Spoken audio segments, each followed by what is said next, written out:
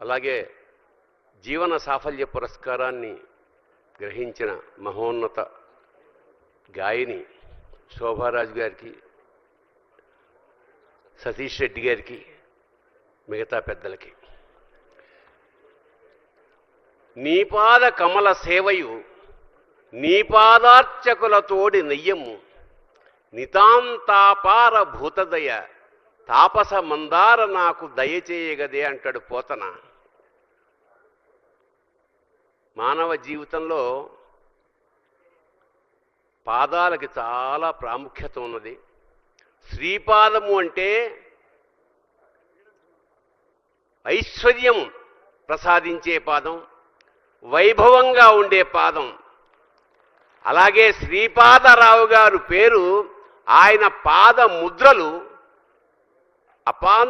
అపార నితాంతాపార భూతదయ అన్న పదం పోతన ఎందుకు వాడాడంటే, భూతదయ అంటే తనకన్నా చిన్నవాళ్ల పట్ల అపారమైన ప్రేమ, అవసరమైతే కన్నీళ్లు తొడవగలగడం, వాళ్ళకి ఏదైనా సహాయం చేయడం, వాళ్ళు ఆనందిస్తుంటే తను ఆనందపడ్డమనే ఈ ప్రాథమిక లక్షణం ఏదైతే ఉందో అది శ్రీపాదరావు గారు నిలువెల్లా ఉన్నది కనుకనే ఆ భూతదయ అలాంటి ఒక, అంటే రాజకీయ నాయకులకు ప్రాథమికంగా ఉండాల్సినది నితాంత అపార భూతదయ, అందరి పట్ల సమానమైన ఒక భావన ఉంటే తప్ప మహాప్రజానాయకుడు కాలేడు. కేవలం ప్రజాసేవ చేస్తూ అందులో ఆత్మార్పణ చేసి ఇవాళ చిరంజీవిగా నిలిచిపోయిన ఆ శ్రీపాదరావు గారి ఆత్మకు ఒక్కసారి నమస్కారం చేసుకుంటూ, అదే వారసత్వం పుణికి పుచ్చుకుని భవిష్యత్ తరాలకు కూడా అదే సందేశాన్ని అందిస్తూ కొత్త టెక్నాలజీతోటి భవిష్యత్ తరాలకి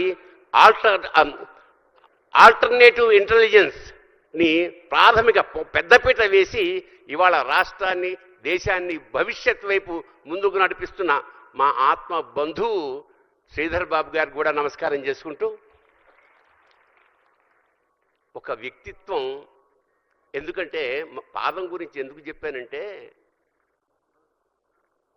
ఎవరికైనా మనం నమస్కారం చేయాలంటే పాదాభివందనం చేశామంటే అది పరమోత్కృష్టమైన వ్యక్తి అయితేనే పాదాభివందనం చేస్తాం. అలాగే మహానుభావులు నడిచి వెళ్ళిన తర్వాత వాళ్ళు నిలబడ్డ ప్రదేశానికి కూడా పాదాభివందనం చేస్తాం. అంటే ఆ పాద ముద్రలకి నమస్కారం చేస్తాం, ఎందుకంటే అవి స్ఫూర్తినిస్తాయి. ఈ విషయమై మొల్ల ఒక అద్భుతమైన పద్యం రాసింది రామాయణంలో. ఏమిటంటే, రామాయణాన్ని తెలుగు చేస్తున్నప్పుడు వాళ్ళ స్వేచ్ఛగా కూడా కొంత కల్పన జోడిస్తారన్నమాట. రామపాదం ఎంత గొప్పదో, ఒక రాయి నీ పాదం సోకి ఒక రాయి ఆడదైపోయింది, అలాగే నీ పాద ధూళి దూకి ఈ పడవ కూడా ఆడదైపోతుందేమో అన్న భయంతో గుహుడు ఆ రెండు పాదాల్ని కడిగి ఆ తర్వాత పడవలోకి ఎక్కించుకుని నమస్కారం చేశాడు.